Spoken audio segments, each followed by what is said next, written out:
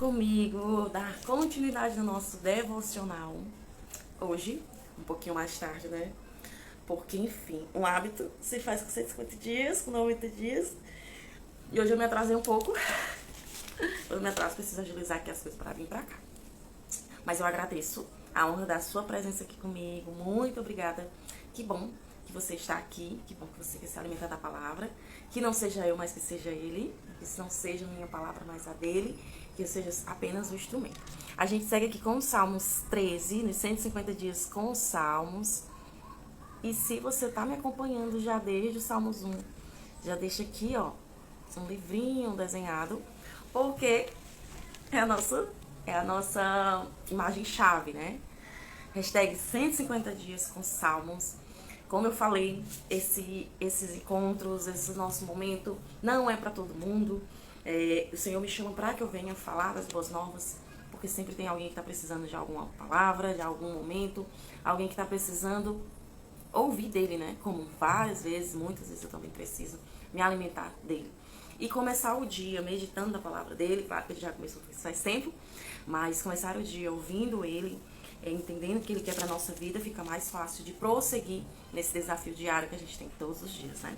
E os salmos que a gente está seguindo, hoje é o Salmos 13 e os Salmos 14, são salmos, os salmos ele é excelente porque fala da grandeza de Deus, fala do temor de Davi, da reverência de Davi, e a gente pode pegar esse personagem como uma inspiração, né? Se na vida a gente precisa se alimentar todos os dias, quanto mais de alimentos normais, sólidos, quanto mais a palavra, né? Então, vamos nós. Salmos 13, Davi, na sua extrema tristeza, recorre a Deus e confia nele. Até quando te esquecerás de mim, Senhor? Para sempre? Até quando esconderás de mim o teu rosto? Até quando consultarei com minha alma, tendo tristeza no meu coração cada dia? Até quando se exultará sobre mim o meu inimigo?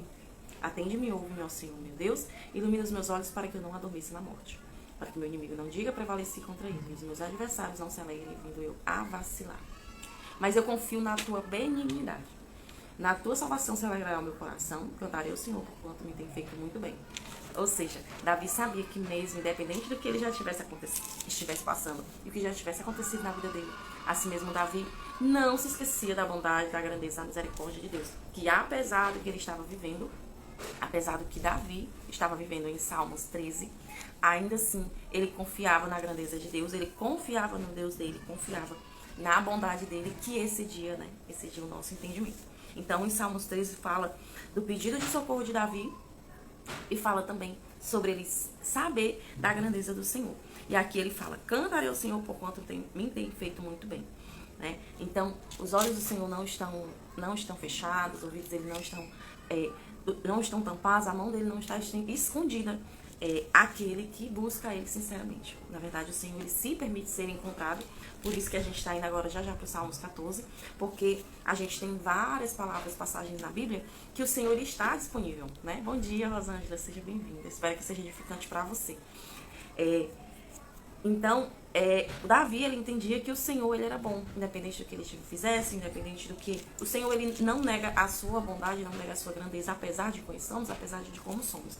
Então, a gente vai ver aqui que, passando para Salmos 14, que Deus, ele se permite se revelar, né? Algumas vezes eu já cheguei a falar da bondade do Senhor, para algumas pessoas pessoalmente, já cheguei, e a pessoa ficava, como eu já fiquei, né, uma época, ficava assim, nossa, Senhor, fala essas coisas para ti.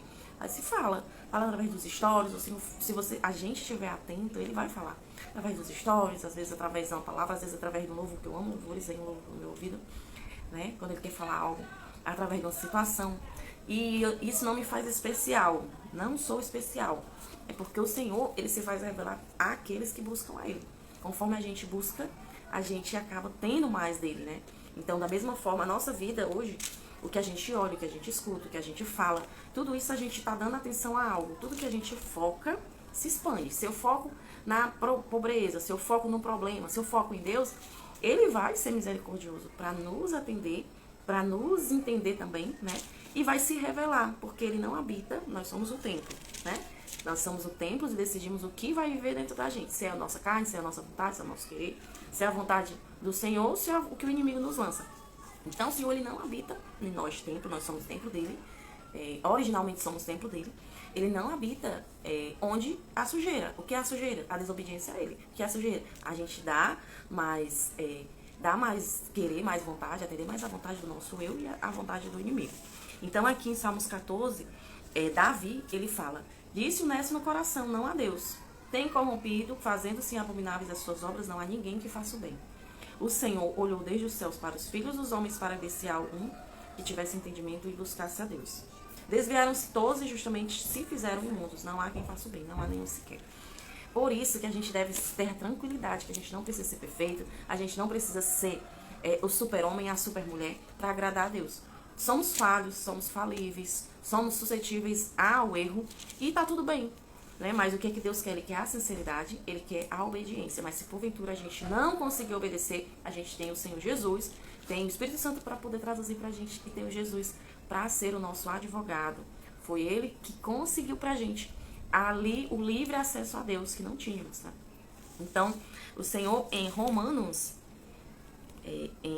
onde é que fala aqui? Em Romanos 10, 23 fala: não há nenhum justo, nenhum sequer. Então, a gente não deve esperar a perfeição da gente, não deve esperar que a gente seja perfeito para entrar na presença dele, para orar, para poder buscar ele. Por quê? Porque Deus, ele não vê isso. Ele vê a sinceridade no coração, ele vê a humildade, ele vê o desejo de buscar ele. Né? Então, que não esperemos que às vezes vem na nossa mente a vontade do inimigo, a palavra dele, as setas, os pensamentos negativos, contrários, dizendo que não vou buscar porque eu sou falha, porque eu pequei. Não, a sua misericórdia se renova todos os dias, a misericórdia do Senhor se renova todos os dias, a bondade dele se renova todos os dias. O sacrifício de Cristo na cruz já foi para poder nos justificar, a mim e a você. Então, a gente tem livre acesso. O que falta pra gente é ter o conhecimento. O conhecimento liberta, a palavra de Deus liberta. E o Senhor fala também na palavra que o povo dele falha por falta de conhecimento, peca por falta de conhecimento. Não conhecer algo nos faz fazer o que é o contrário do que ele pede. Aí aqui fala que em Tiago 4, 8 fala: achega-se a mim e ele se chegará a vós. Se a gente se quebrantar, se a gente se permitir, ele vai se achegar, ele vai falar, né? E vai organizar os caminhos tortuosos. Eu sou uma pessoa que Deus está organizando os meus caminhos tortos. Aquilo que eu estava fazendo pelo meu querer, pela minha vontade, que eu não soltava o remo, né? Quando a gente está ali no barco, a gente quer remar.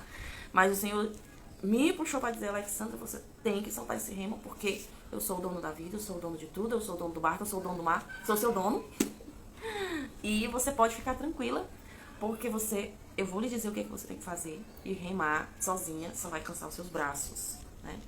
E você vai se desgastar, vai se cansar sozinha, podendo contar comigo. Eu sou o dono de tudo, o dono de tudo, do universo todo, né? Então aqui, o Senhor olhou desde o céu, não havia ninguém com entendimento que buscasse a Deus. É fato, né? Não existe nenhum justo, nenhum sequer. Por isso que o Senhor Jesus, ele morreu na cruz para que nós fôssemos justificados. Não terão conhecimento, desviaram-se todos injustamente, se fizeram imundos, não há quem faça o bem, não há nenhum sequer. Não terão conhecimento os que praticam a iniquidade, os quais comem o meu povo como se comessem pão e não invocam ao Senhor. Sou sagrada daqueles que o buscam, né? Ali se acharão um grande pavor, porque Deus está na geração dos justos. Deus tem falado muito comigo sobre geração.